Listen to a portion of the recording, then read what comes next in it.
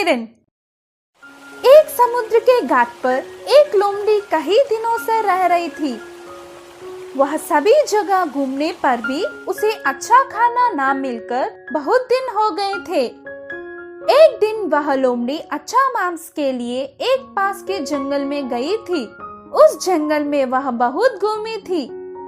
आखिरकार में लोमड़ी को एक हिरन मिला।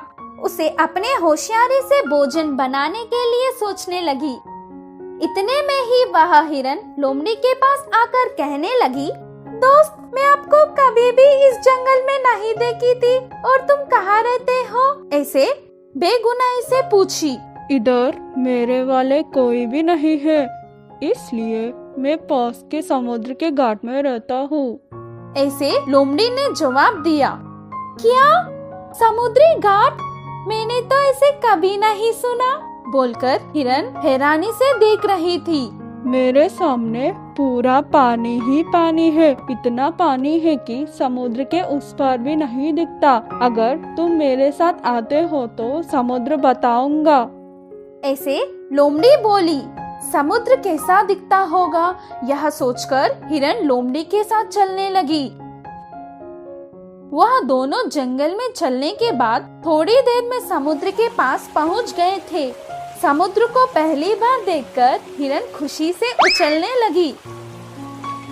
उसी वक्त समुद्र की लहर उछलते हुए समुद्र के किनारे आने लगी। उस लहरों को दृश्य देखकर लोमड़ी, आओ लहरों आओ, मेरे दोस्त तुम्हें देखना चाहता है, उसे देखकर तुम वापस चले जाना। ऐसे लोमड़ी बोली। लहरें आकर चली गई। जैसे लोमड़ी ने कहा वैसे होने पर हिरन आश्चर्यचकित हो गया। लहरों, तुम ऐसे ही आते रहो, मैं और मेरा दोस्त तब तक बात करते रहेंगे। वैसे लोमड़ी हिरन से बात करने लगी। लहरें आने लगी और जाने लगी। लोमड़ी और हिरन बहुत देर तक बात करने लगे। थोड़ी देर बाद हिरन, तुम्हारे अधिकार में रहने वाले समुद्र को देखकर मुझे बहुत खुशी मिली। उसमें एक बार नहाने का मन हो रहा है, मैं जा सकती हूँ क्या? वैसे पूछने लगी हिरन। उसी समय का इंतजार करते हुए लोमड़ी जाने के लिए बोली। समुद्र में हिरन जाने लगी। थोड़ी देर गई कि नहीं, एक बड़ा सा लहर हिरन को डुबा लेकर गई और हिरन उस लहरों की वजह से सांस न ले पाई। इसी वजह से हिरन समुद्र के किनारे पड़कर मर गई।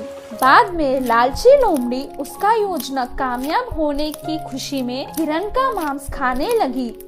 इस कहानी की सीख यह है कि दूसरों के बात में कितना सच है, यह जानकर उसके बाद आगे बढ़